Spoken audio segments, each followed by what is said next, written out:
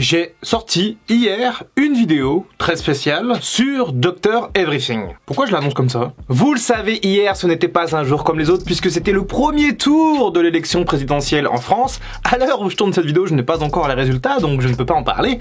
En tout cas, j'ai sorti du coup hier sur Dr Everything une vidéo parlant des pires et des meilleurs présidents de l'histoire de la 5ème République en France. Une vidéo remplie d'histoires, remplie d'anecdotes, remplie de trucs à savoir pour pour cette période un peu électorale. Donc voilà, n'hésitez pas à aller voir cette petite vidéo sur Dr Everything après celle-ci, je pense que ça peut vous plaire. Bien, aujourd'hui on parle de catch. On reprend un petit peu les points catch comme ça à thème et on va parler aujourd'hui de la carte de WrestleMania 38 puisque oui, déjà je vais refaire cette carte parce que autant il s'est passé de très bonnes choses à WrestleMania, autant on a eu des trucs un peu ratés. Bref, je vous laisserai regarder mes analyses si jamais vous souhaitez avoir mon point de vue par rapport à ces deux nuits. Autant je pense qu'on aurait pu faire bien mieux au niveau de la carte en tout cas. Puisque oui, avec les forces en présence sur la carte, il y avait moyen de faire quelque chose d'un peu plus excitant, je trouve, quelque chose d'un peu plus équilibré également au niveau de la carte, parce que voilà, ça a manqué un petit peu d'équilibre, on a eu des très bonnes surprises, mais des grosses déceptions. Et juste avant, merci à tous ceux qui ont rejoint le serveur Discord, il y a eu une grosse émulation pendant ce week-end de WrestleMania,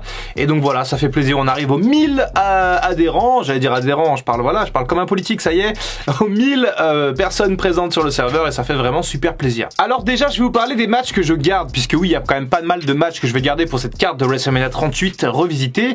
Je vais donc garder les deux matchs féminins, donc Ronda Rousey face à Charlotte Flair et Bianca Belair face à Becky Lynch. De ce côté-là, rien à dire, même si j'aurais bien aimé intégrer quelqu'un comme Rhea Ripley dans l'un des main events féminins, il y a pas mieux pour moi et les deux matchs ont été plus ou moins corrects. J'ai préféré quand même Bianca Belair, Becky Lynch, mais ça a quand même été pas mal sur le papier, donc pourquoi pas. Je garde également le tag féminin et surprise, je garde aussi le match entre Sami Zayn et Johnny Knoxville. Je vous ai expliqué dans l'analyse que c'était pas trop ma cam ce genre de combat, mais ça a fonctionné, c'est certain. Il y a beaucoup de gens qui ont adoré ce match tellement c'était stupide, tellement c'était débile, ils ont rigolé pendant un quart d'heure. Donc voilà, ça fait aussi partie de la magie de WrestleMania, donc voilà, je le garde même si moi je l'ai pas aimé. Bien entendu, je garde l'angle entre Kevin Owens et Stone Cold Steve Austin qui a mené à un match, et dans la même idée, je peux aussi garder le match entre Pat McAfee et Austin Theory qui a débouché sur le match de Vince McMahon.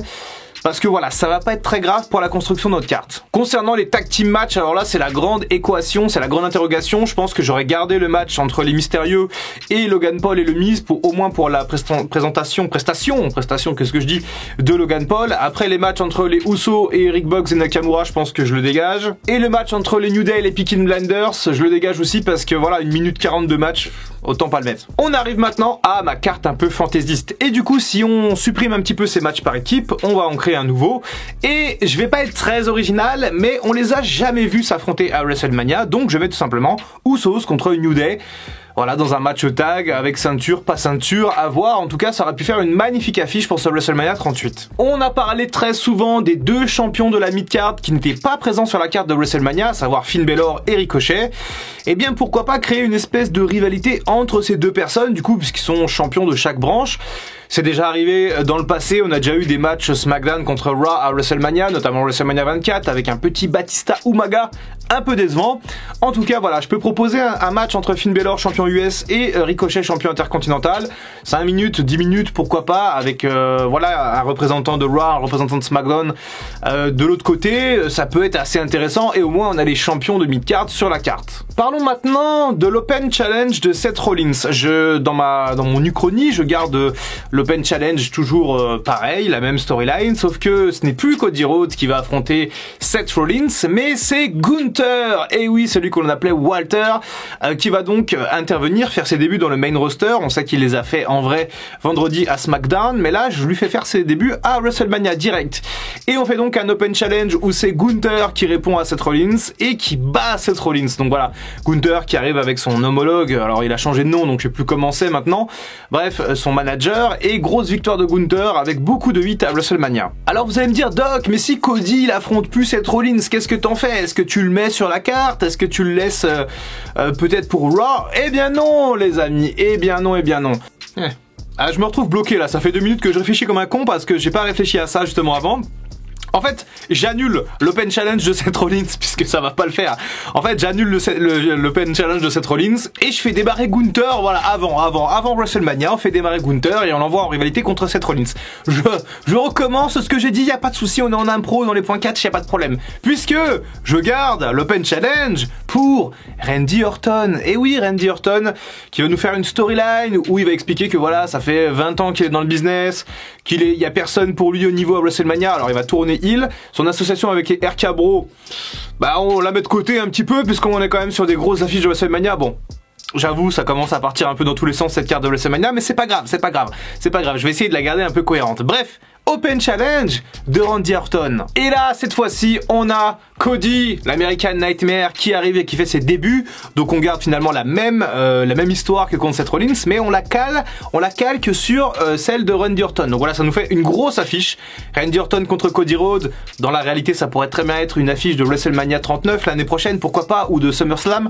En tout cas, voilà, un retour de Cody avec Randy Orton, ça aurait pu être extrêmement intéressant, même si encore une fois, le match entre Seth Rollins était très bon et le retour avec ce choix de Seth Rollins pour Cody Rhodes était vraiment très pertinent. Bon, on va essayer de garder un petit peu de cohérence quand même dans cette carte et je vous propose un match simple entre AJ Styles et Bobby Lashley. Et oui, AJ Styles et Bobby Lashley qui aurait pu avoir un excellent match de catch, de représentants de TNA d'une certaine manière, deux champions au style complètement différent, et pour moi je pense que AJ Styles contre Bobby Lashley, ça peut faire vraiment le taf. Il nous faut donc deux main events pour ce WrestleMania 38, et je vous propose dans un premier temps un main event entre le champion de la WWE Brock Lesnar et son challenger Monsieur Edge. Et oui, un match entre Brock Lesnar face et Edge en tant que heel pour le titre de la WWE, ça aurait pu être complètement incroyable. Alors, finalement, peu importe le résultat, même si j'aurais adoré voir Edge, par exemple, remporter le titre de champion WWE en tant que heel près de 10 ans plus tard, ça aurait clôturé la première nuit de WrestleMania, ça aurait été, je pense, absolument génial. En tout cas, sur le papier, c'est extrêmement excitant. De l'autre côté, bien entendu, il faut un adversaire à Roman Reigns, qui est champion depuis 1 an et demi, qui a battu John Cena à SummerSlam, et John Cena qu'on va peut-être inclure dans cette route de WrestleMania 38, et on va lui faire gagner le Rumble. On va créer une espèce de storyline autour d'un potentiel 17e titre de champion, le record de Ric Flair battu après ce Rumble gagné, une grosse route de WrestleMania, une grosse revanche, une envie de revanche pour John Cena après sa défaite face à Roman Reigns à SummerSlam, et donc l'affiche, le main event, le match John Cena contre Roman Reigns 2, même 3 d'ailleurs, puisqu'ils sont déjà affrontés en 2017. Bref, une grosse affiche construite comme ça, on abandonne l'idée de titre contre titre, et on met Cena dans les pattes de Roman Reigns, et on va faire croire au public que Cena il peut vraiment y aller, il peut battre avec des gros clips, des grosses promotions, des matchs, enfin bref, on fait croire au public que John Cena peut remporter ce titre, et au final, Roman Reigns bat encore une fois John Cena et clairement montre que c'est vraiment lui le boss à la fin. Sauf que, promo de fin de WrestleMania 38, on a le Rock qui arrive et qui vient faire un face-to-face contre Roman Reigns. On prend immédiatement les paris, le rendez-vous pour WrestleMania 39 l'année d'après, comme Cena et le Rock l'avaient fait après WrestleMania 27, il y a quelques années maintenant. Voilà pour ma carte un petit peu fantaisiste de WrestleMania 38. Alors effectivement, dans la construction de cette carte, je me suis un peu mélangé les pinceaux concernant les Open Challenge. Mais voilà, c'est de la fantasy card, au final on s'en fout. L'idée c'est d'avoir une carte en théorie, et puis voilà, voir un peu ce qui peut se passer avec la pratique. N'hésitez pas à me dire ce que vous avez pensé de cette carte de WrestleMania 38, si pour vous c'est intéressant, pas intéressant, si ça manque de cohérence. Ça manque forcément de cohérence puisque ça reste de la fantasy, mais voilà, je me suis beaucoup amusé à créer cette petite carte de WrestleMania 38 un petit peu sortie du chapeau. N'oubliez pas d'aller voir ma vidéo sur les pires et les meilleurs présidents de l'histoire de France. Voilà, c'est une vidéo dans laquelle j'ai mis beaucoup d'énergie, beaucoup de passion, un gros montage, une grosse vidéo, peut-être le plus gros projet de la chaîne Dr Everything, sans doute d'ailleurs.